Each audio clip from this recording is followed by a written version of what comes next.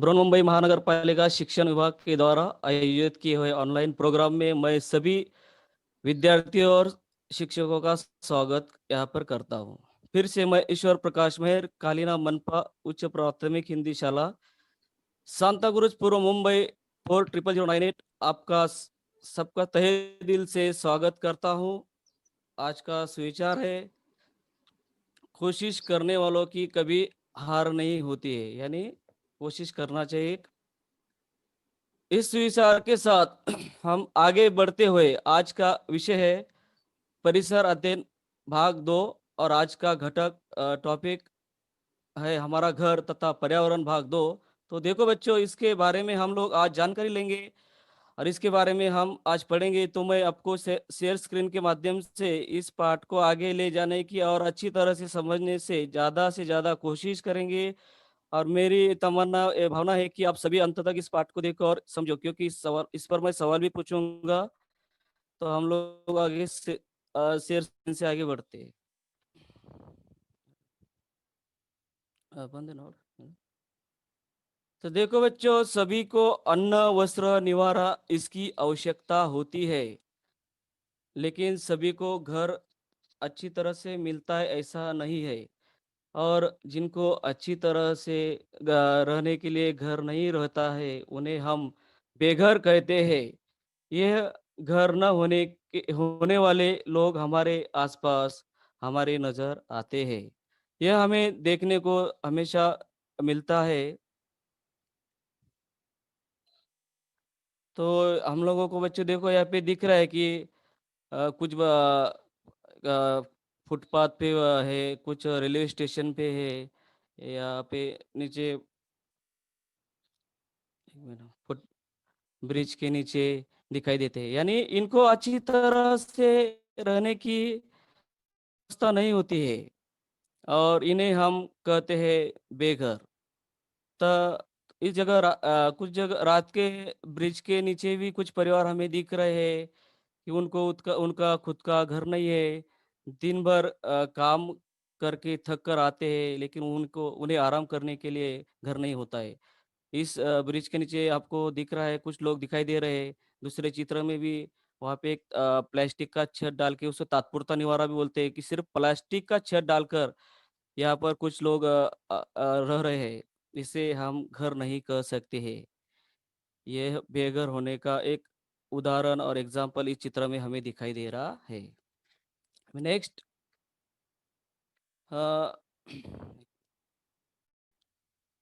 तुम्हारे जैसी एक लड़की इस पिक्चर में दिख रही है बच्चों। यहाँ पर हमें वो एक लड़की दे रहे, उसने बहुत ही सुंदर स्कूल का यूनिफॉर्म है, ये हमें यहाँ पे दिख रहा है। लेकिन उसका घर कहाँ है? उसे तो घर ही नहीं है। और ये पाइप में हमें दिखाई दे रही है।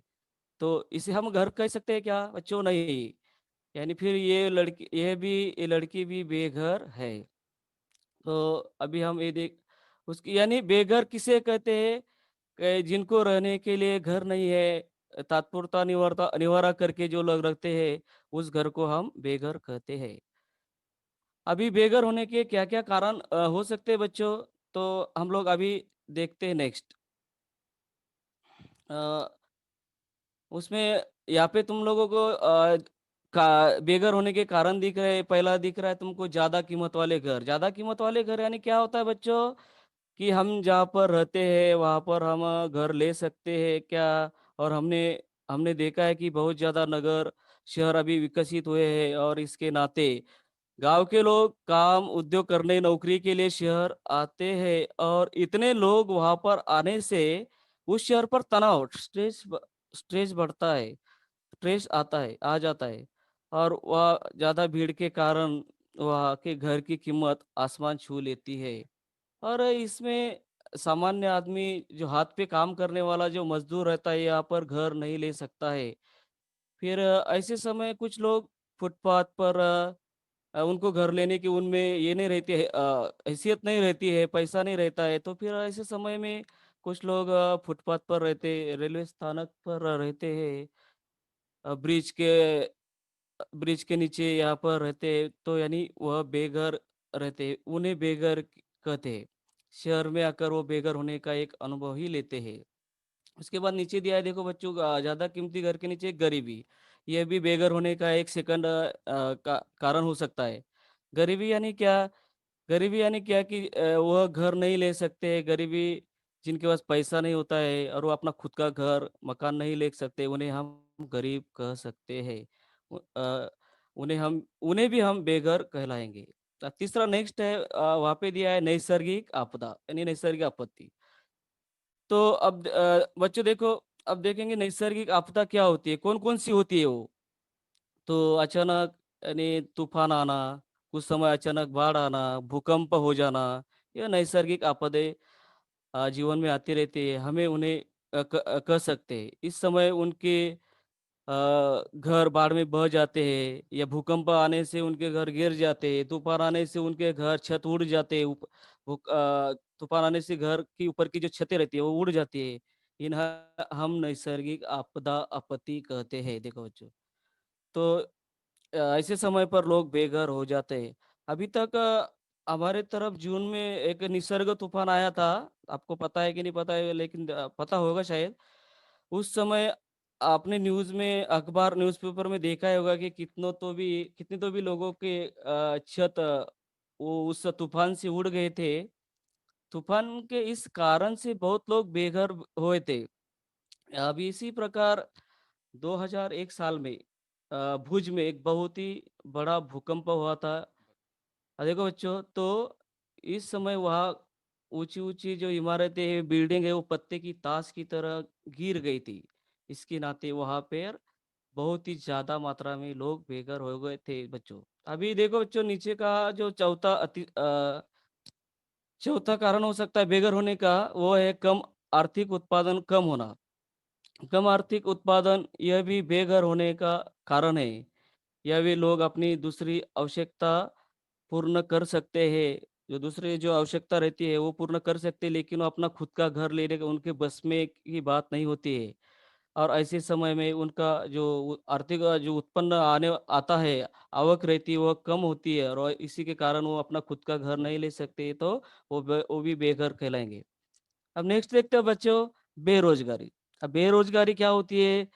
बेरोज़गारी यानी जिनकी पात्रता है, काम करने की इच्छा है, लेकिन उन्हें काम नहीं मिलता है। उनको काम करने की उनमें उनके काम करने की उनमें पात्रता भी होती है, काम करने की इच्छा भी होती है, लेकिन उन्हें काम नहीं मिलता। फिर काम नहीं मिलने से क्या होता है बच्चों, ऐसे जो ऐसे समय में जो युवक है, वो काम न होने के कारण उनके पास काम नहीं होता है, तो उनके पास फिर पैसा नहीं आता है और पैसा नहीं आने से हम लोगों को तो पता है, पैसा नहीं हुआ तो क्या-क्या मुसीबतें, दिक्कतें हमारे जीवन में, ज़िंदगी में आती रहती है।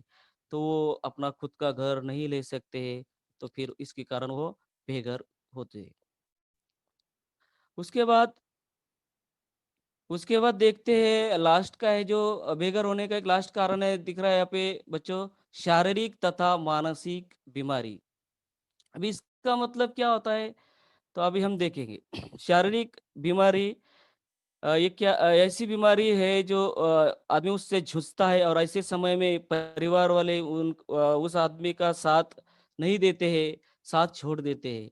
यानी वह फिर उसको वो घर में यानी वो उस घर में नहीं रह सकता। ऐसे समय में भी वह बेघर हो जाता है, उसे घरवाले साथ नहीं देते हैं। और दूसरा देखेंगे मानसिक।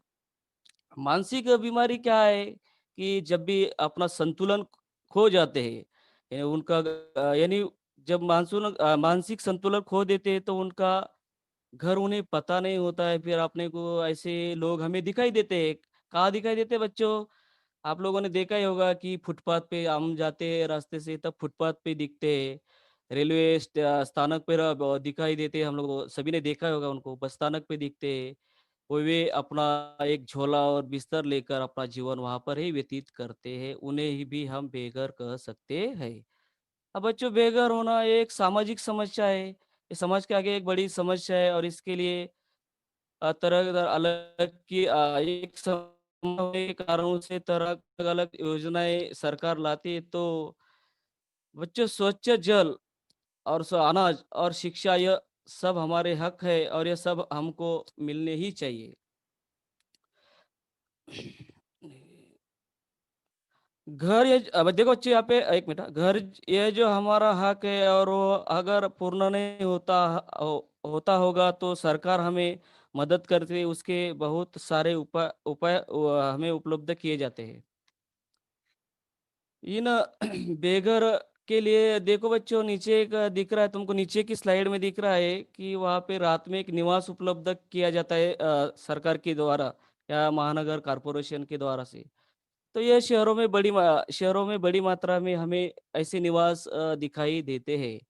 जो लोग दिन भर काम करने के बाद आराम करने के लिए ऐसे घर उनको आराम करने के लिए ऐसे घर उनके लिए तैयार किए जाते हैं।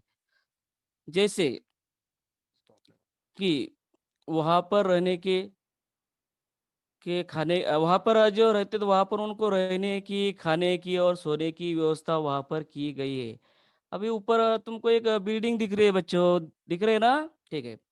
ऐसी एक वहाँ पर उसको एक रात का निवास, रात निवारा बोलते हैं उसको। यह मुंबई में चेंबूर में यह एक बिल्डिंग है।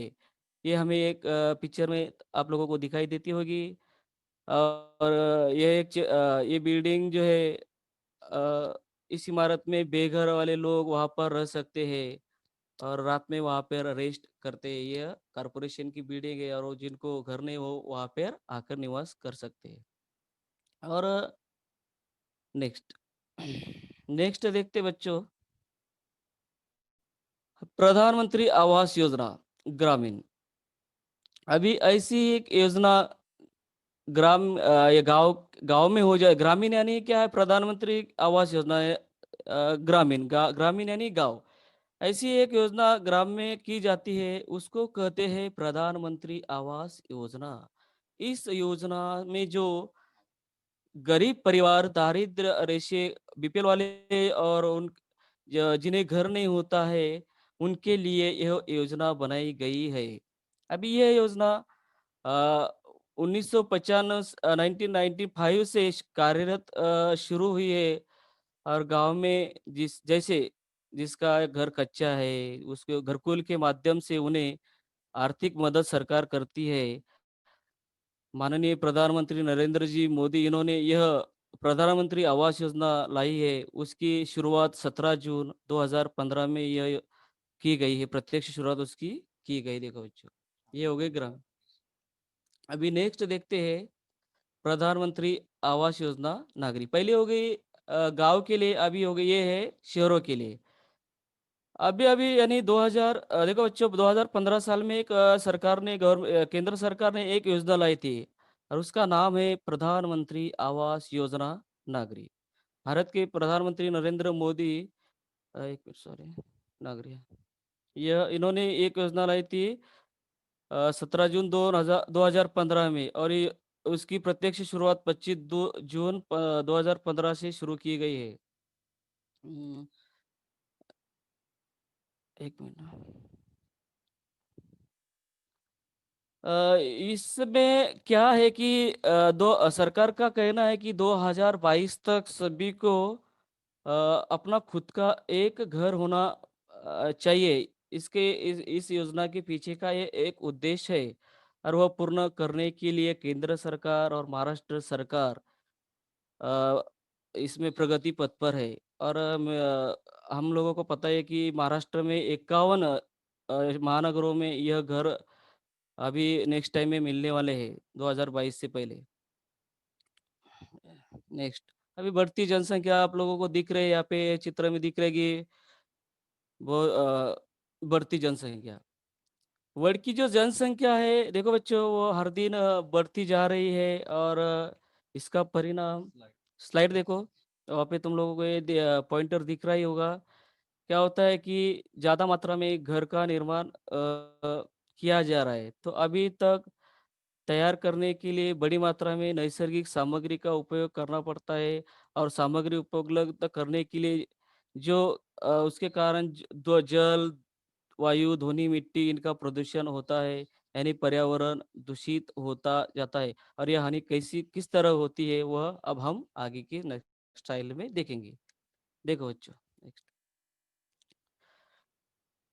देखो बच्चों, यहाँ पे दिख रहे हैं आप लोगों को रेती निकालने का साधन है। रेत रेत तो आपको पता ही होगा।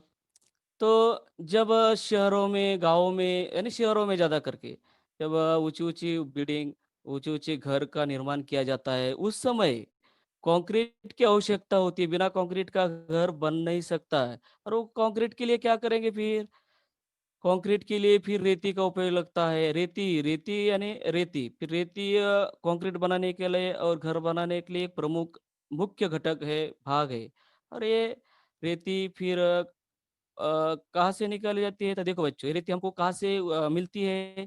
तो समुद्र के किनारे से या तो नदी से, बड़ी नदी में से बड़ी मात्रा में हमें रेती मिलती है। और इस अब ये रेती वहाँ से जब हम निकालते हैं, तो वहाँ पे पर्यावरण की हानि निश्चित निश्चित दिखाई हमें होती है। अभी नेक्स्ट, ये आप लोगों को यहाँ पे एक दिख रहा है वनवा, आग। आग का चित्र दिख रहा है बच्चों? ओ, तो अब हम देखेंगे वनवा। वनवा यानी क्या कि जंगल में लगी हुई आग, इसे वनवा कहते हैं। और यह आग नैसर्गिक भी लगती है, यानी नैसर्गिक भी लग जाती है। और या तो मनुष्य भी अपने फायदे के लिए, लाभ के लिए आग लगा देता है। अभी ये स्लाइड में आप लोगों को दिखाई दे रहा है। तो नैसर्गिक आग कैसी लग जाती है? जंगल में पेड़ रहते हैं, पेड़ के पत्ते सूख जाते हैं और सूरज का जो टेम्परेचर, तापमान है, वो बढ़ जाता है, उससे आग लगने की संभावना होती है। और जब ये आग लगती है तो वो बड़ी मात्रा में फैलती है और उसको हम वनवा या बड़ी आग कहते हैं। यह हो गई नेचुरल, नैसर्गिक लगने वाली आग, ये उसे वनवा कह सकते हैं। और जीवन में उपलब्ध कराने के लिए या बांधकाम करने के लिए कुछ लोग हटक से आग लगा देते हैं। यानी जहाँ पे ज़्यादा पैमाने पे जंगल रहते हैं, वहाँ पे बहुत से पेड़ लगते हैं, तो उनको वहाँ पे कुछ बिल्डर लोगों को है, तो उनको यहाँ पे घर का निर्माण करना पड़ता है, तो वो वहाँ पे हटक से आग लगा देते हैं। और इससे में फिर क्या होता है, जंगलों की इससे क्या परिणाम होता है, फिर जंगलों में जो वनस्पति रहती है उसकी बड़ी मात्रा में हानि होती है। और उस उसमें फिर क्या-क्या नुकसान होते हैं, जो उस जंगल में जो प्राणी रहते हैं, फिर प्राणी तो बहुत सारे रहते हैं, उसमें फिर चींटी, कीटक, छोटे-छोटे प्राणी रहते हैं, उनकी मृत्यु हो जाती है। और इससे ज़मीन का जो ऊपरी हिस्सा जो रहता है, वह खुला हो जाता है और उसके कारण वहाँ पर पेड़ जो होते हैं, वो तेज़ी से बढ़ नहीं पाते हैं। ये भी पर्यावरण की हानि है। और इसी तरह आपको एक बता देता हूँ, आपको पता है होगा ही शायद। एक आग यानी वनवा जनवरी 2020 में लगी थी और वो ऑस्ट्रेलिया में न्यू साउथ वेल्स इस जंगल में यह आग लगी थी। और उसमें क्या, कम से कम उस आग में 50 करोड़ पक्षी प्राणियों की मृत्यु हो गई थी। और इसमें कांगारू की मौत ज़्यादा मात्रा में हुई थी। कांगारू जो ऑस्ट्रेलिया का प्रमुख प्राणी है। यानी कांगारू ऑस्ट्रेलिया का प्रमुख प्राणी है, यानी ऑस्ट्रेलिया कांगारू का देश भी कहा जाता है, उसे कांगारू का देश के नाम से भी पहचाना जाता है। तो इसकी ज़्यादा से उसकी मृत्यु वहाँ पे हुई थी। 50 करोड़ प्राणियों की मृत्यु उस आग में हुई थी। और जब हटक से आग लगाई जाती है, उससे भी, अभी वो हटक से लगाई थी कि नेचर लगी तो पता नहीं, लेकिन जब हटक से आग लगाई जाती है तो निश्चित ही पर्यावरण की हानि होती है, पर्यावरण दूषित हो जाता है। अभी देखो बच्चों, नेक्स्ट स्लाइड में हम लोग देखते हैं। अभी आप लोगों को यहाँ पे दिख रहा है एक आदमी, पेड़ दिख रहे हैं, एक आदमी दिख रहा है, मानव है यहाँ पे एक। तो इसे हम लोग काट कर रहे हैं, तो देखते हैं वन कटाई। वन कटाई, वन का मतलब वन पेड़, पेड़ दिख रहे, पेड़ कटाई के बारे में हम देखेंगे। देखो अ, पेड़ की कटाई यानी क्या कि बड़े लोग बड़े-बड़े पेड़ को काटकर वहाँ पर ज़मीन खुली करना और उस जगह पर ऊँची-ऊँची घर, बिल्डिंग का निर्माण करना। और यह पेड़ बड़े होने के नहीं, वहाँ इसलिए वो काटे जाते हैं। अभी ये पेड़ बने होने के लिए कितने साल लग जाते हैं, यह हम लोगों को पता है। 10-10 साल, 20-20 साल पेड़ बड़े होने के लिए लग जाते हैं, लेकिन हम उसे 1 क्षण में, 1 मिनट में काट देते हैं, अपने फ़ायदे के लिए। तो वो बिल्डर लोग वहाँ पे उसको काटते हैं और वहाँ पे ज़मीन खुली कर कर ऊँची-ऊँची बिल्डिंग, ऊँचे-ऊँचे घर निर्माण करते हैं और ये भी हम लोगों के लिए पर्यावरण की हानि हम लोगों को यहाँ पे निश्चित ही दिखाई देती है और पर्यावरण हानि का ये भी मुख्य कारण हो सकता है। अभी यहाँ पे दिख रहा है तुम लोगों को वेल, बावड़ी, कुआँ, मराठी में उसको विहीर कहते हैं, हिंदी में उसको कुआँ कहते हैं। तो देखो बच्चों, जब हम लोग घर बाँधते हैं तो घर का निर्माण जब किया जाता है तो उसमें पानी, जल यह बहुत ही मुख्य घटक है और बिना पानी का घर हो ही नहीं सकता है। बिना पानी के कोई भी घर का निर्माण नहीं कर सकते है। वो पानी फिर हम कहाँ से निकालते हैं? वो पानी हम लोग लाते हैं कुआँ से।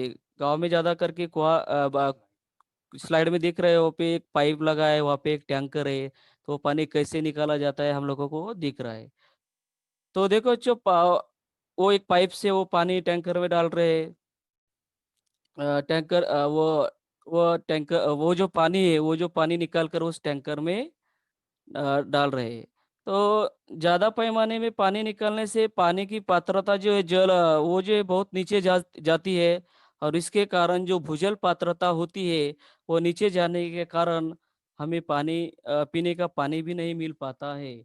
तो यह भी हमें एक पर्यावरण की निश्चित ही एक हानि हो सकती है, पर्यावरण की ये हानि कह सकते हैं।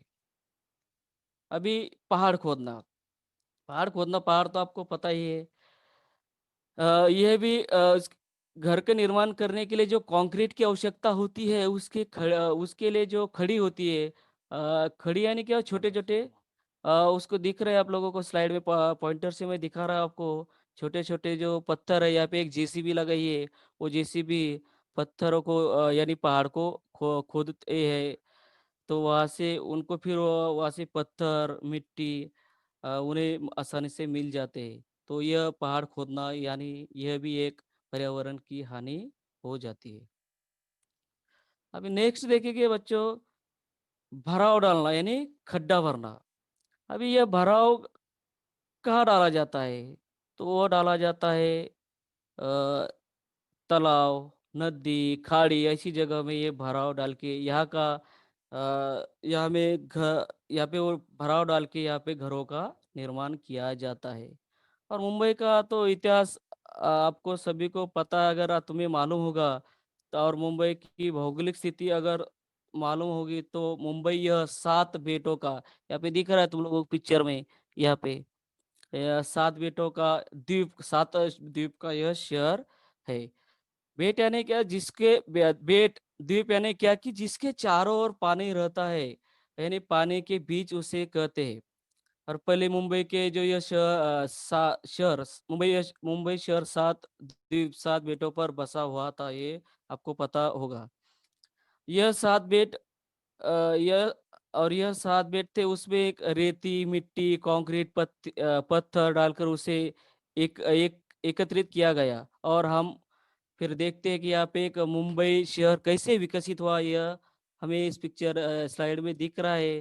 फिर बाद में उसका बृहन-मुंबई में कैसा परिवर्तन हुआ, वो भी हमें यहाँ पर दिख रहा है। तो और हम इसे इसमें देखा जाए तो ये भी पर्यावरण की हानि है कि जब भी मुंबई में आप लोगों ने महसूस किया होगा कि जब भी मुंबई में बारिश होती है तो हम लोगों ने क्या देखा है कि सब मुंबई में पानी भर जाता है, तो ये सभी इसके नतीजे।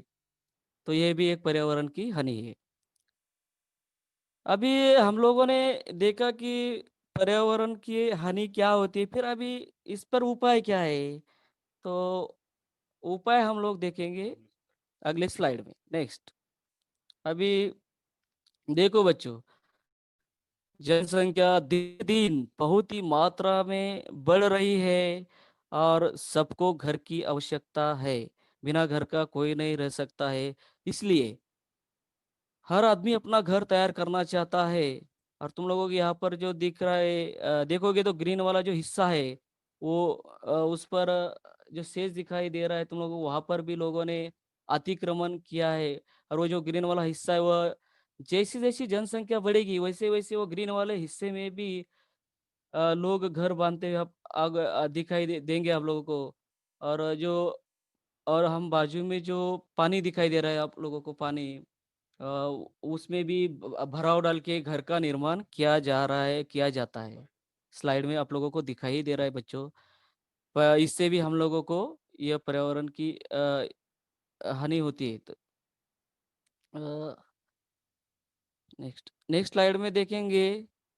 अभी देखो बच्चों, निसर्ग जो है वो सबकी आवश्यकता पूरी कर सकता है, लेकिन सबकी हाव जो रहती है वह निसर्ग पूर्ण नहीं कर सकता है। जैसे पानी का उपयोग, जमीन का उपयोग, ईंधन साधन सामग्री का उपयोग बड़े पैमाने पे करते रहते हैं। अब मैं तुम्हें एक छोटी सी कहानी सुनाऊंगा, तो ध्यान से सुनना बच्चों। क्या हुआ, एक बार एक प्रयोग करने का एक एक संस्था ने निश्चित किया। उस संस्था ने क्या किया, बहुत से पालकों और विद्यार्थियों को एकत्रित अ, किया। फिर पहले बच्चों को एक जगह खेलने के लिए भेज दिया और पालकों को कहा कि तुम आओ। फिर एक रूम में बहुत से कागज रखे हुए थे, और वो ये कहानी सुना रहा हूँ, अच्छे से ध्यान से सुनना बच्चों। और बहुत से वहाँ पे कलर भी रखे हुए थे, उनका उनको कहा गया कि तुम एक एक कागज लो और तुम्हें जो पसंद है वह चित्र निकालो। तो पालकों ने झटपट कागज वहाँ पे ले लिए, स्केच पेन लिए, चौक कलर लिए। इस पिक्चर में आप लोगों को दिख, और चित्र निकालने की शुरुआत, कागज लिए और चित्र निकालने की शुरुआत की। और एक हर एक ने जिसको जो पसंद आया वह निकाला। कुछ पालकों को वह चित्र पसंद नहीं आया। फिर वे बोले कि नहीं, जाने दो, हम दूसरा चित्र निकालते हैं। फिर लिया वहाँ पे कागज पड़े ही थे, तो फिर ये हर पालक ने एक कागज लिया, फाड़ दिया, और कागज लिया, फाड़ दिया, और कागज लिया, फाड़ दिया। तो देखा जाए तो सबके लिए सिर्फ एक ही कागज वहां पर रखे थे, यानी 25 जन होंगे तो 25 ही कागज थे। लेकिन इन्होंने ज्यादा यूज उसके किया, तो एक कागज लिया, फाड़ दिया। तो देखा जाए सबके लिए एक कागज वहां पर था, रखा गया था वहां पे।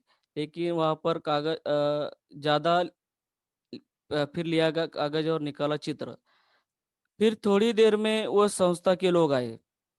फिर उन्होंने पालकों से कहा कि तुम्हारा समय अब खत्म हो जाता है, पेरेंट्स से कहा, और तुम अब यहाँ से बाहर जा सकते हो। फिर बच्चे देखो, फिर उन संस्था वालों ने बच्चों को बुलाया। फिर बच्चे भीतर आए। फिर बच्चे से वही कहा गया कि तुमको एक चित्र निकालना है। आ? हेलो सर, आवाज आ रही है ना? हेलो। फिर बच्चे देखने लगे, कागज बांटने की शुरुआत की गई। तो कुछ बच्चों को कागज मिले, किसको नहीं मिले। फिर कलर देखे तो कलर हुए खत्म हो गए, और शेष शेष था, उसमें से बच्चों ने जो शेष बचा था उसमें से बच्चों ने चित्र निकालने की शुरुआत की। फिर पालक और बच्चों को सबको एक साथ बुलाया, और फिर सबके चित्र वहां पर रखे गए। तो पालक बोले, मेरे बच्चे को चित्र नहीं दिया, कागज नहीं दिया, मेरे बच्चे को कलर नहीं दिया, मेरे बच्चे का इसमें चित्र नहीं है। तो संस्था के लोगों ने कहा कि हर एक को एक एक कागज लेने को कहा था, और जितने बच्चे वहाँ और जितने पालक उतने ही गिनकर हमने वहां पर कागज रखे थे। तो तुम्हारे बच्चे को कागज नहीं मिले, इसका मतलब किसी पालक ने ज्यादा कागज यूज, यानी उपयोग किया। और और सही में जिसने ज्यादा कागज यूज उपयोग किया था, उन पालकों को शर्म आ गई, क्योंकि हमने तो एक से ज्यादा कागज यूज किए, उनको महसूस हो गया। फिर पालकों ने चित्र देखा तो पालकों ने चित्र देखा तो पालकों के चित्र एकदम बढ़िया थे। और बच्चों का चित्र देखा तो कलर कम होने के कारण कलरफुल नहीं थे। तो फिर संस्था वालों ने कहा, देखो क्या होगा, तो बच्चों, तो क्या होगा, तुमने क्यों चित्र निकालने तो कहा, कलर और कागज हमें जो मिला, नहीं, बच्चों ने कहा कि हमें जो कागज मिला उसमें से ही हमने चित्र निकाले। फिर सच में क्या हुआ, तो वह बात बच्चों की पालकों के ध्यान में आ गई। इसका मतलब है बच्चों, देखो कि पृथ्वी पर जो साधन सामग्री है वो हम लोग ने यूज उपयोग करने करने की है, लेकिन करना है, लेकिन वो ज़रा ध्यान से करना है। क्योंकि जो आने वाली जनरेशन है, आने वाली जो पीढ़ी है, उनका भी आने वाला जीवन अच्छे से वो व्यतीत कर सके और आने वाली पीढ़ी को भी हम कुछ शेष रह सके, क्योंकि सिर्फ़ उसका उपयोग हमको ही करके वो सब ख़त्म नहीं करना है। तो ये इसके पीछे का उद्देश्य है। समझ में आ गया है? देखो बच्चों आगे, अभी इस पे 1 मिनट अ, तो उस प बच्चों पालक और ये बात का अच्छी तरह से समझ में आए और इस पे क्या उपाय है, मानव की जो आवश्यकता है कम होने वाली है। फिर सामग्री बहुत मात्रा में यूज़ करता है और उससे कारण बहुत ही हानि होती है। अभी देखते हैं इस पे उपाय क्या है? पिक्चर में तुम लोगों को दिखता ही होगा, रिड्यूस, रीयूज़ और रिसाइकल। रिड्यूस का मतलब है यानी उपयोग करने से बचे। रीयूज़ से मतलब है दोबारा उसका उपयोग करें और रिसाइकल का मतलब है पुनर्चक्रीकरण। ये देखते हैं। अब हम लोग देखते हैं बातों का उपयोग नहीं कर उसे किस बात का पुनर्वापर करते हैं और कुछ चीज़ों का पुनर्चक्रीकरण करने का अब हम बोलेंगे, सर ये क्या कह रहे हैं? तो देखो अपने फ्रेंड के बर्थडे को तो देखो अपने फ्रेंड को बर्थडे को जब तुम जाते हो तो उसके लिए एक गिफ्ट लेके जाते हो, उसके सुंदर तरीके से पैक करते हो और उस रंगीन कागज लगाते हो। सच में देखा जाए तो इस रंगीन कागज का कुछ भी उपयोग नहीं होता है। गिफ्ट को जो होता है वो फ्रेंड भीतर का ही यूज़ करता है। तो ऊपर का जो कागज होता है वो अनावश्यक कागज होता है। फिर उसकी कागज की ज़रूरत नहीं होती है, तो उसकी आवश्यकता नहीं होती है। मैं त मैं जब गिफ्ट लेके जाता हूँ तो इस कागज़-वगज़ का कुछ उपयोग नहीं करता हूँ। मैं मेरे मित्र को ऐसे गिफ्ट नहीं देता हूँ, मैं उसको एक पेड़ के लगाने के लिए एक पौधा गिफ्ट देता हूँ। तो ऊपर के कागज़ उसको यानी कागज़ लगाने की कुछ आवश्यकता भी नहीं होती है। और अगर आपको गिफ्ट मिला भी तो उसके ऊपर का जो कागज़ है आराम से निकाला ना चाहिए और वह कागज़ का अच्छे से उपयोग करना चाहिए। ये हो गया रीयूज़। हमारी तरफ बहुत ही पुरानी किताबें होती है बच्चों, सेकंड रीयूज़ के बारे में देखते हैं हम लोग। तो हमारे तरफ बहुत पुरानी किताबें रहती है तो हम उसका क्या करते हैं, वो दुकानदार को देते हैं। फिर दुकानदार इतने सारे पुरानी किताबों को क्या करता है, तो वह सारी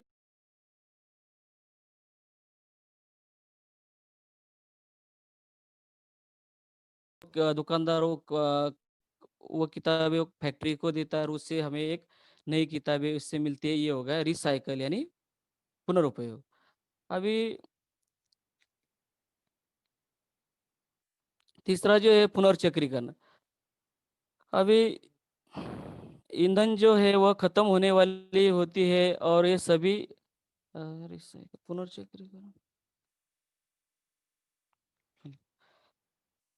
ईंधन जो है वो खत्म होने वाली होती है और यह सभी ईंधन हमने यूज़ किए हो तो आने वाली जनरेशन पीढ़ी क्या यूज़ करेगी? तो अभी से ही हमने ईंधन बचत की कोशिश करनी चाहिए। फिर हम क्या करेंगे तो सौर ऊर्जा का जो उसका उपयोग करेंगे क्योंकि ये सौर ऊर्जा पिक्चर में आप लोगों को दिख रही है। ये सोलर एनर्जी बोलते हैं उसको इंग्लिश में। तो ये न खत्म होने वाली ऊर्जा है। फिर सौर ऊर्जा की मदद से बिजली, फैन तैयार करके हम फैन, टीवी और घर में यूज़ कर सकते हैं। उसी तरह बिजली के चलने वाला गीज़र रहता है, हीटर होता है, उसको हीटर भी बोलते हैं बच्चों, उसका यूज़ करते हैं। ऐसा सौर ऊर्जा से गर्म होने वाला पानी की यंत्र में बिठा सकते हैं। विदेश में बहुत ही ठंडा मौसम होता है, तो वहाँ पे स्विमिंग पूल होते हैं, तो उसमें भी पानी रहता है, तो वो गर्म करने की आवश्यकता होती है, उसके लिए भी सोलर एनर्जी, सौर ऊर्जा का उपयोग हम कर सकते हैं। अभी खाना बनाने के लिए भी सौर चूल्हे का बड़े मात्रा से उपयोग किया जा रहा है। इससे हम लोग ईंधन की बचत निश्चित ही कर सकते हैं। सौर ऊर्जा से बनी हुई बिजली फैक्ट्री में इसे यूज़ की है, यह इस चित्र में हमें दिखाई दे रहा है। अ, यह कैसे आ गए पीछे में? इसने अब देखो बच्चों, तुम्हें पता है कि सबसे ज्यादा ईंधन किसके लिए यूज होता है? तो वह होता है वाहनों के लिए। यानी वाहन तो मालूम है आप लोगों को कौन से होते हैं, two wheeler, four wheeler, truck, tractor. और हर एक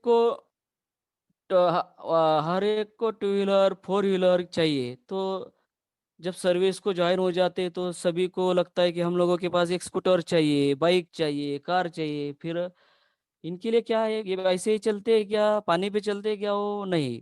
तो बच्चों, यह चलते हैं ईंधन से। इसको बड़ी मात्रा में इसको ईंधन का उपयोग इसमें किया जाता है।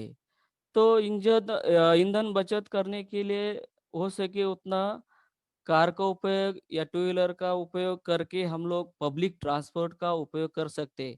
अब देखो बच्चों, पब्लिक ट्रांसपोर्ट यानी क्या कि जो बस होती है, लोकल होती है, इसका यूज करने से हम लोग ईंधन बचत कर सकते हैं। क्योंकि स्पेशल कार लेके जाओगे तो उसे ज्यादा ईंधन लगेगा, कि वो कार में अकेला आदमी बैठेगा सिर्फ। लेकिन पब्लिक ट्रांसपोर्ट में क्या, आप लोगों ने देखा होगा मुंबई के लोकल में कितने लोग जाते हैं, हजारों 10-5 हजार लोग उसमें सफर करते हैं। तो उससे ईंधन की काफी बचत होती है। और तुम लोग एक टू व्हीलर एक आदमी के लिए, एक कार एक आदमी के लेके जाओगे तो उससे ईंधन बहुत ही ज्यादा मात्रा में लगेगा।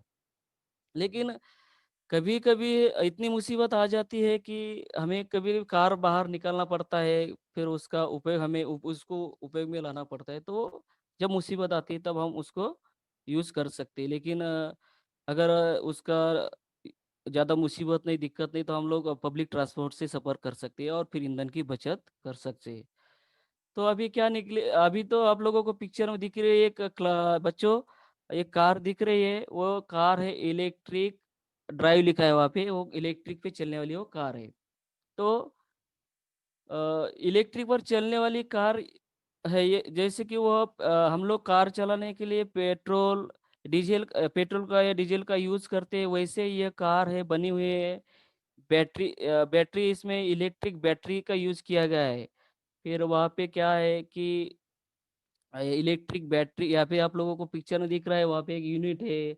वहाँ पे हम लोग जैसे पेट्रोल पंप पे भी जाते हैं तो उसमें डीजल टैंक में, कार के टैंक में जैसे डीजल या पेट्रोल डालते हैं, वैसे ही इस यूनिट में वो एक बैटरी है, वो बैटरी को चार्ज किया जा रहा है। यानी उसे चार्ज किया है, उसे इलेक्ट्रिक बैटरी कहते हैं, इलेक्ट्रिक पे चलने वाली। तो यह इलेक्ट्रिक बैटरी किससे तैयार होती है? तो यह होती है सौर ऊर्जा से, यानी सोलर एनर्जी से तैयार होती है। और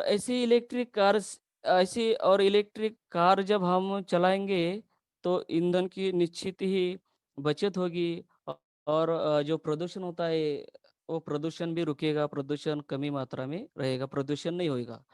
और आने वाले कुछ सालों में यह इलेक्ट्रिक बैटरी पे चलने वाली कार हमें आने वाले दिनों में मुंबई में या हमारे कुछ महानगरों में दिखाई दे सकती है। और अमेरिका अमेरिका में यह आ चुकी है।